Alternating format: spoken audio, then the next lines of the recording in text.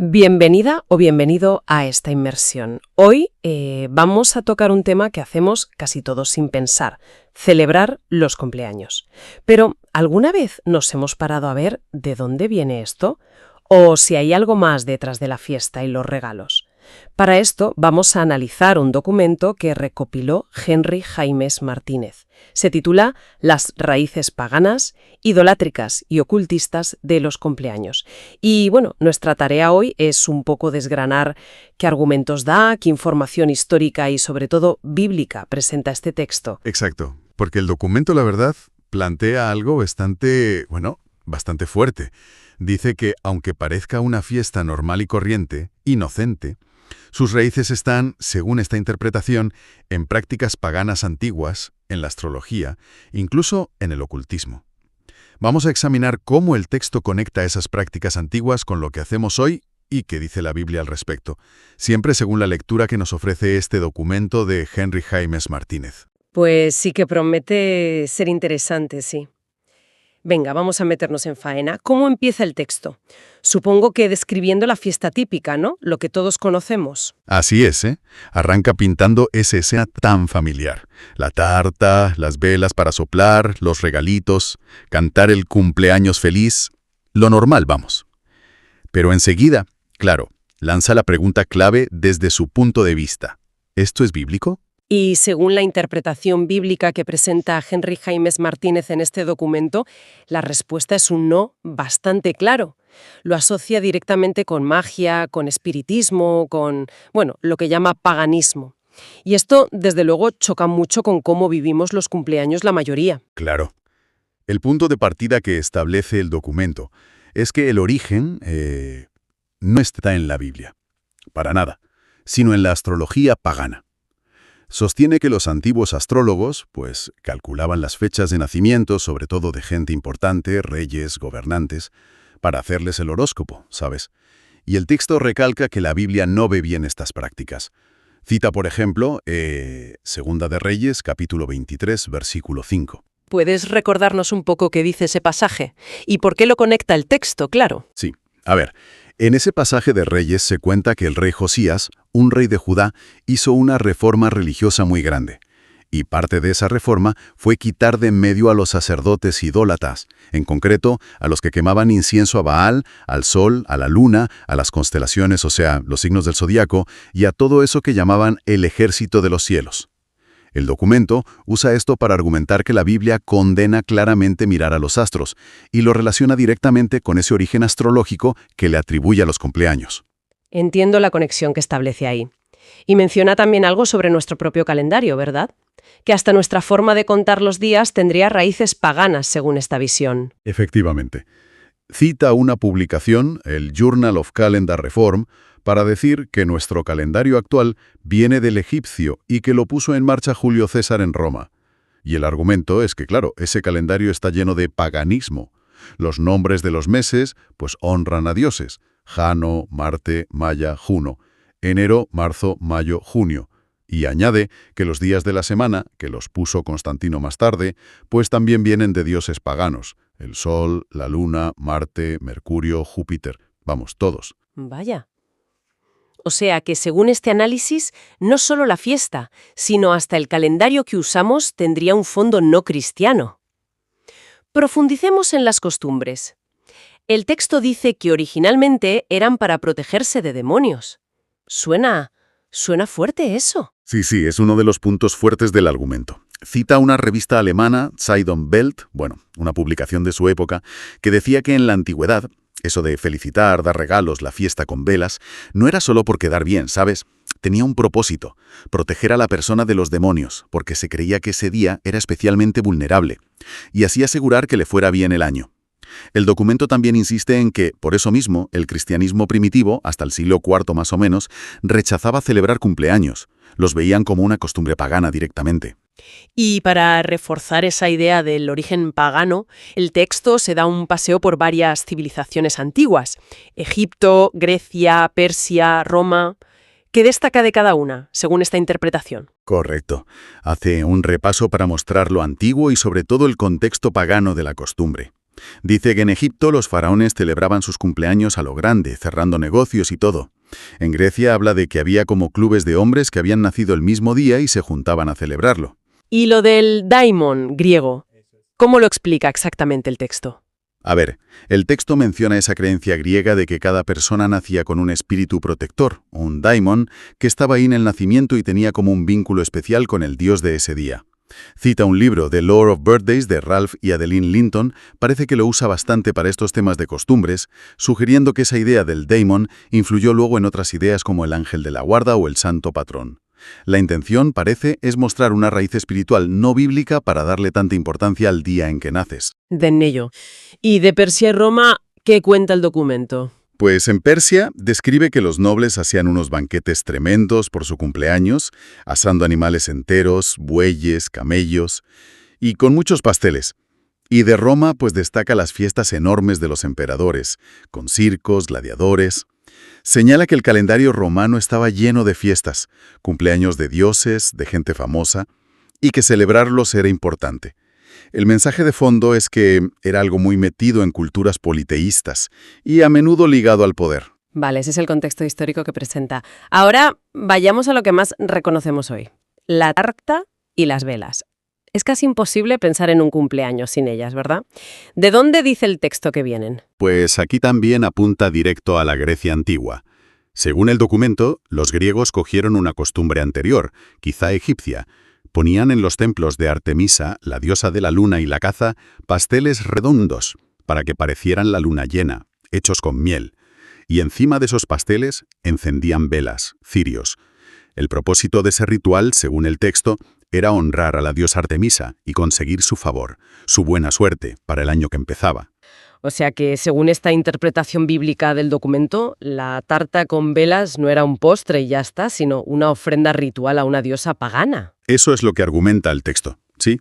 Y añade que se creía que las propias velas encendidas tenían poder protector, formaban como un círculo mágico que protegía al que cumplía años de los malos espíritus durante ese año. Y el momento cumbre, ¿no? Soplar las velas, pedir un deseo. ¿También le encuentra una raíz parecida? Sí, lo conecta directamente con creencias mágicas. El documento menciona la idea popular, muy antigua según dice, de que las velas de cumpleaños tienen una magia especial para conceder deseos. Si las soplabas todas de golpe, ¡zas!, deseo concedido. Cita incluso una versión donde el humo de las velas apagadas subía y le llevaba el deseo directamente a la diosa Artemisa. Vuelve a citar el libro The Lore of Birthdays para decir que las velas rinden homenaje a la persona y sobre todo le traen buena suerte. Es decir, que desde la tarta hasta el deseo, el texto lo ve todo como un paquete ritual de origen pagano, centrado en la suerte y en protegerse con prácticas que llama mágicas. ¿Y las felicitaciones? ¿El simple feliz cumpleaños? También tiene algo oculto según esta fuente. Pues sí, fíjate, hasta a eso le atribuyen un origen supersticioso. Citando otra vez The Lore of Birthdays, el documento sostiene que los saludos, el feliz cumpleaños, el que cumplas muchos más, no eran solo por educación, se consideraban como una fórmula, ¿sabes? Para proteger a la persona de los malos espíritus. La creencia de fondo, según esta interpretación bíblica, era que en tu aniversario estabas más cerca del mundo espiritual y, por tanto, más expuesto a cosas malas. Los buenos deseos de los amigos eran como un escudo. Vale, si las felicitaciones buscaban proteger de espíritus, según esta visión, ¿qué papel jugaban entonces los elementos más ruidosos? Matasuegras, aplausos, cornetas, ¿también iban por ahí? Los fuertes y de fiesta, los aplausos, los vítores, usar cornetas, matasuegras, originalmente tenían la intención clara de asustar, de ahuyentar a los malos espíritus que pudieran estar acechando al cumpleañero. Así que todo junto, regalos, fiesta, velas, deseos, felicitaciones y ruidos formarían, según este análisis bíblico presentado por Henry Jaimes Martínez, un conjunto de prácticas paganas para asegurarse protección y buena suerte contra fuerzas espirituales malas. Queda claro que el texto presenta cada elemento como parte de un sistema de creencias que considera pagano y supersticioso. Y supongo que ahora viene el contraste con la perspectiva bíblica que defiende. Que atacan ese día, y que los amigos y sus buenos deseos son como un conjuro protector. Vuelve a conectar con la astrología para los horóscopos y la magia de las velas para los deseos, apoyándose otra vez en The Lore of Birthdays. ¿Y frente a eso? ¿Qué dice la Biblia según la interpretación del documento? Pues el texto lo contrapone radicalmente con lo que presenta como la condena clara en la Biblia de la magia, la adivinación, el espiritismo, cualquier forma de ocultismo. Menciona pasajes concretos como Deuteronomio 18:14, donde se avisa a Israel que no copia las prácticas de adivinación de otros pueblos. O Gálatas 5:19-21, que mete la hechicería entre las obras de la carne que impiden entrar en el reino de Dios. También señala el juicio contra Babilonia en Isaías 47, versículos 11 al 15, precisamente por confiar en astrólogos y encantamientos. La conclusión que saca Henry Jaimes Martínez en su texto es clara. Según estas advertencias bíblicas, los cristianos deben evitar cualquier práctica con raíces ocultistas. Esto nos lleva a preguntarnos por los primeros cristianos. Si el texto argumenta tan fuerte en contra por las raíces paganas, ¿cómo reaccionó la iglesia primitiva? ¿Celebraban cumpleaños? Que los veían como una costumbre pagana y por tanto la rechazaban de plano. Cita como apoyo The World Book Encyclopedia. Y menciona también, como contexto, que los israelitas del Antiguo Testamento ya evitaban fiestas paganas, sobre todo las que tenían rituales con fuego, como las del dios Moloch, ¿recuerdas? Sí, al que le sacrificaban niños. Y se basa en testimonios o escritos de la época para decir que los primeros cristianos lo rechazaban. Sí, recurre a varias fuentes históricas. Cita a Augustus Neander, un historiador de la Iglesia del siglo XIX, que escribió, según el documento, que la noción de una fiesta de cumpleaños era muy ajena a las ideas de los cristianos de este periodo. Así, en mayúsculas. También menciona The Imperial Bible Dictionary, del 19 también, que decía que los judíos más tardíos veían celebrar cumpleaños como idolatría, y hace referencia a Orígenes, un teólogo importante del siglo III, que insistía en que los únicos cumpleaños que salen en la Biblia son los de pecadores como Faraón y Herodes. Uf, eso es bastante directo.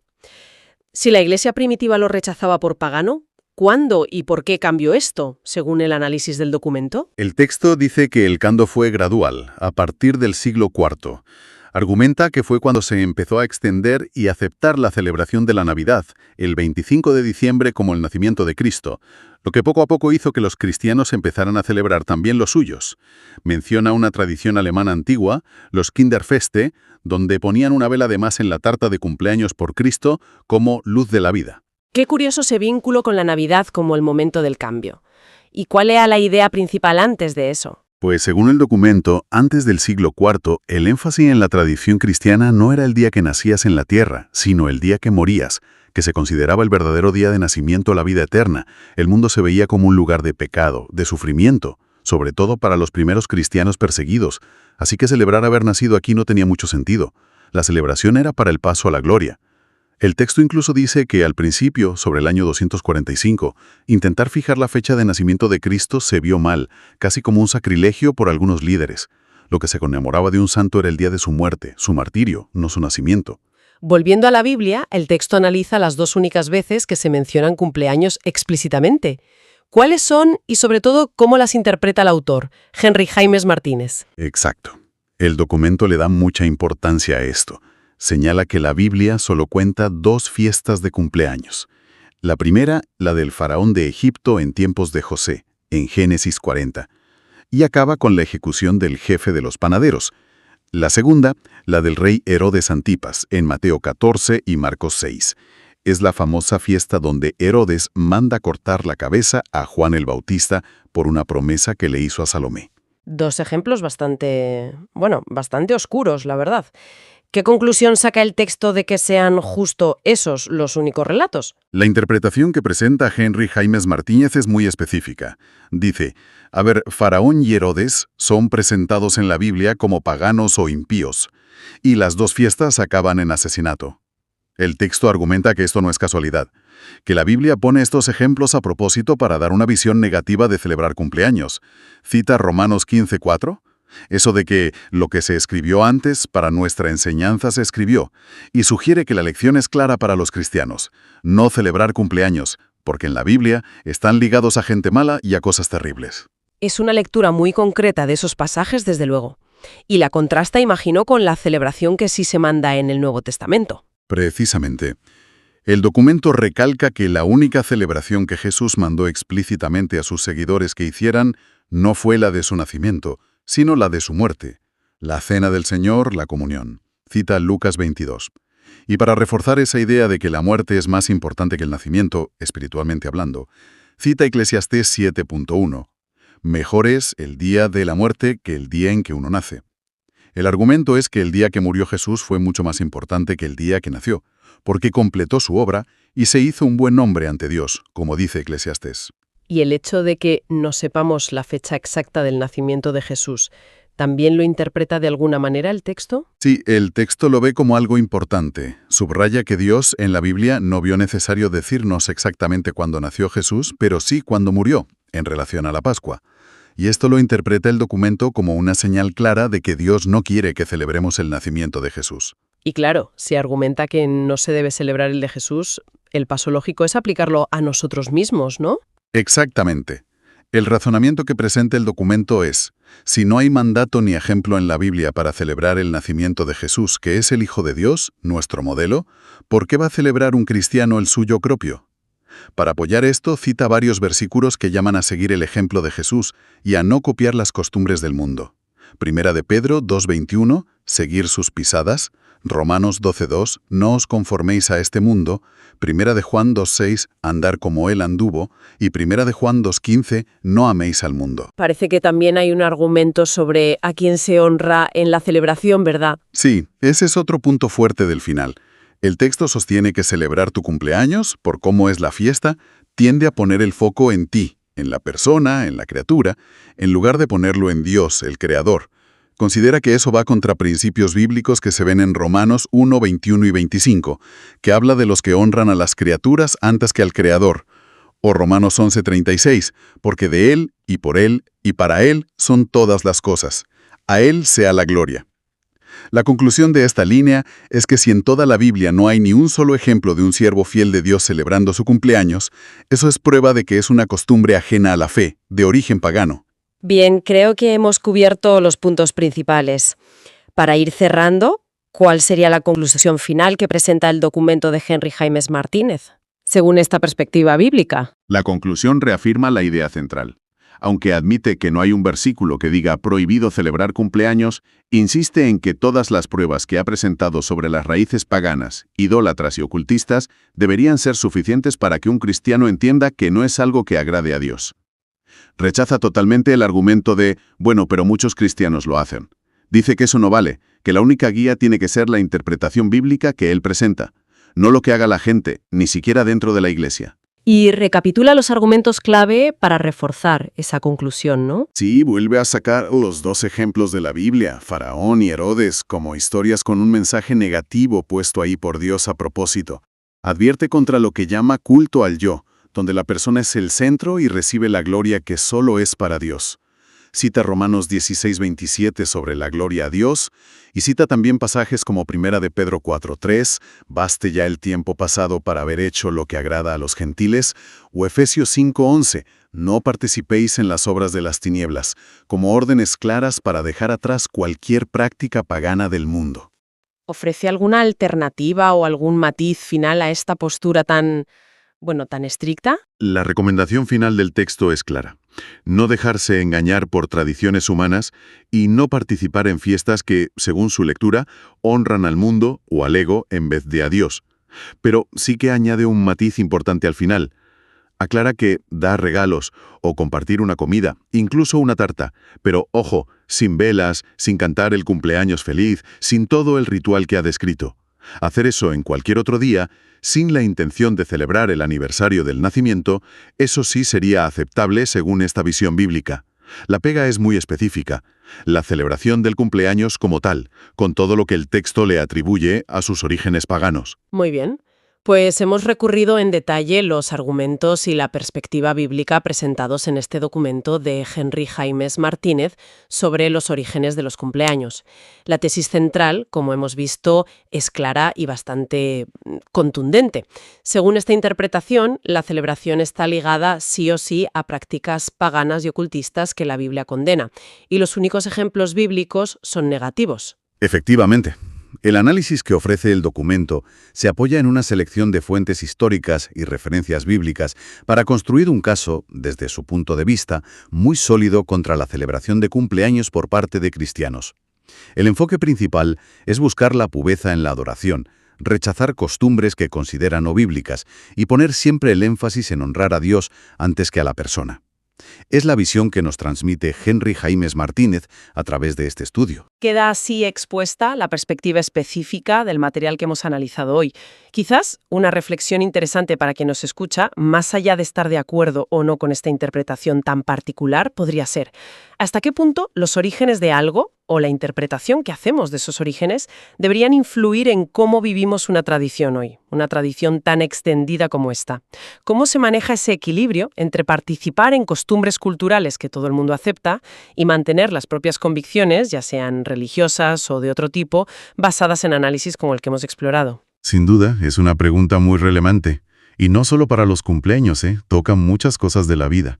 Esa tensión que siempre está ahí entre la historia, la cultura que nos rodea y lo que uno cree personalmente.